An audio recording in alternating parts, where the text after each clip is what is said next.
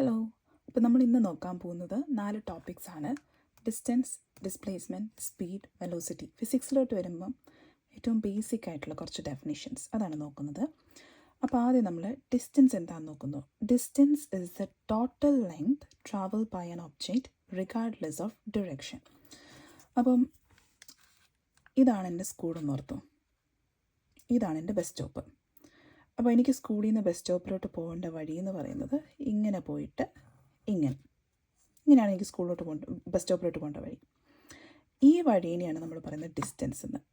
അതായത് ഞാൻ എൻ്റെ സ്റ്റാർട്ടിങ് പോയിൻറ്റിൽ നിന്ന് എൻ്റെ എൻഡിങ് പോയിൻറ്റിലോട്ട് ഞാൻ യാത്ര ചെയ്ത ദൂരം, അതാണ് ഡിസ്റ്റൻസ്. അപ്പം നമുക്ക് ഡിസ്റ്റൻസ് പോലെ വേറൊരു വാക്കുണ്ട്, ഡിസ്പ്ലേസ്മെൻറ്റ്. അതെന്താണെന്ന് നോക്കാം. Displacement is the shortest distance between an objects starting and ending point.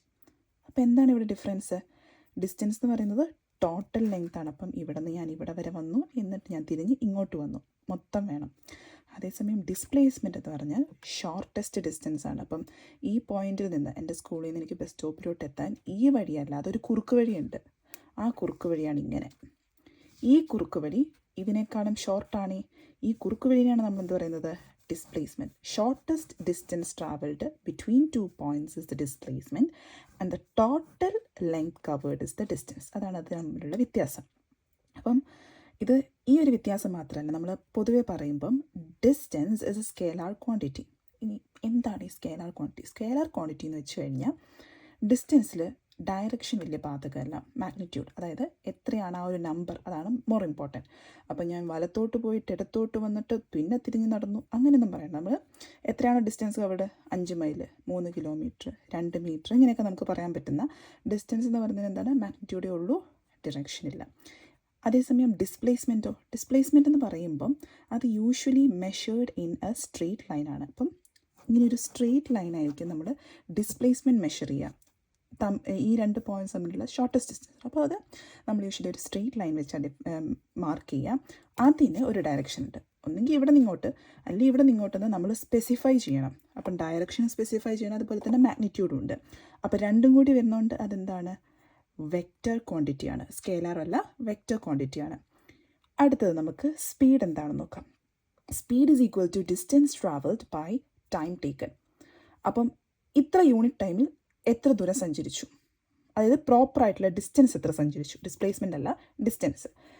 ഇവിടെ നിന്ന് ഞാൻ ഇവിടം വരെ വരണം, അപ്പം യൂണിറ്റ് ടൈമിൽ ഞാൻ എത്ര ദൂരം സഞ്ചരിച്ചു, അതാണ് നമ്മൾ സ്പീഡ് എന്ന് പറയുന്നത്. ഡിസ്റ്റൻസ് ട്രാവൽഡ്, അതിൻ്റെ അവിടെ എത്ര സമയം എടുത്തു. ഇപ്പം 2 കിലോമീറ്റർ ഞാൻ നടന്നെത്താൻ എത്ര സമയം എടുത്തു, അതിൻ്റെ ആ ഒരു റേറ്റിനെയാണ് നമ്മൾ എന്ത് പറയുന്നത്?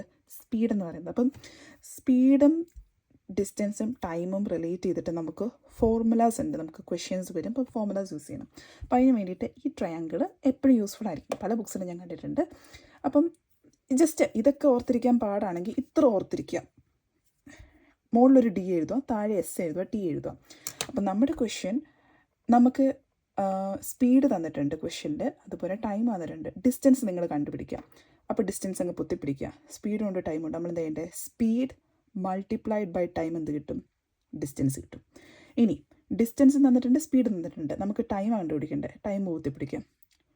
Time is equal to distance divided by speed.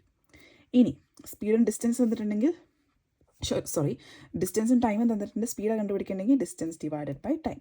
അങ്ങനെ നമുക്ക് ഈ ഫോർമുല കുറച്ചുകൂടി സിമ്പിളായിട്ട് നമുക്ക് അവിടെ ക്വസ്റ്റ്യൻ പേപ്പർ കിട്ടി കഴിയുമ്പം ആൻസർ ഷീറ്റിൽ ഈ ഒരു ട്രയാങ്കിൾ വരച്ചതിന് ശേഷം പിന്നെ നമുക്ക് ഈ ഫോർമുലേനെ പറ്റി ചിന്തിക്കേണ്ട. ഡിസ്റ്റൻസ് ബൈ ടൈം ആയിരുന്നു, ബൈ സ്പീഡ് ആയിരുന്നു, പിന്നെ ആലോചിക്കേണ്ട ആവശ്യമില്ല. മൾട്ടിപ്ലൈ ആയിരുന്നു, ഡിവിഷൻ ആയിരുന്നു. ഈ ഒരു ട്രയാങ്കിൾ കിട്ടിക്കഴിഞ്ഞാൽ ഒന്ന് പൊത്തിപ്പിടിച്ച് കഴിഞ്ഞാൽ നമുക്ക് ആൻസർ കിട്ടും.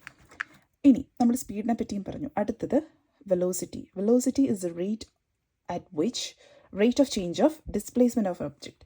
അപ്പോൾ സ്പീഡും വെലോസിറ്റിയും തമ്മിലുള്ള വ്യത്യാസം എന്ന് പറഞ്ഞാൽ സ്പീഡ് എന്ന് പറഞ്ഞാൽ ഡിസ്റ്റൻസ് ബൈ ടൈമാണ്, വെലോസിറ്റി എന്താണ്? ഡിസ്പ്ലേസ്മെൻറ്റ് ബൈ ടൈമാണ്. ഇപ്പോൾ സ്പീഡ് എന്തായിരിക്കും? സ്പീഡ് ഡിസ്റ്റൻസ് ബൈ ടൈം വേണ്ടത്. അത് അതിൻ്റെ ഡയറക്ഷനെ ബാധിക്കുകയോ ഇല്ല, കാരണം ഓൾറെഡി ഡിസ്റ്റൻസ് ഡിസ്റ്റൻസ് ഇതിനെ ബാധിക്കുന്നില്ല. അപ്പം ഡിസ്റ്റൻസ് അതിനെ ശ്രദ്ധിക്കാത്തതുകൊണ്ട് തന്നെ സ്പീഡും അതിനെപ്പറ്റി വലിയ ബോധമില്ല. അതുകൊണ്ട് എന്താണ്? സ്കേലാർ ക്വാണ്ടിറ്റിയാണ്. അതേസമയം വെലോസിറ്റിയോ displacement already so concerned about the direction. So ഇത് വെക്റ്റർ ക്വാണ്ടിറ്റിയാണ്, കാരണം അത് ഡയറക്ഷനെയും മാഗ്നിറ്റ്യൂഡിനെയും ഡിപ്പെൻഡ് ചെയ്യുന്നുണ്ട്. Okay, see you with another video. Have a nice day. By.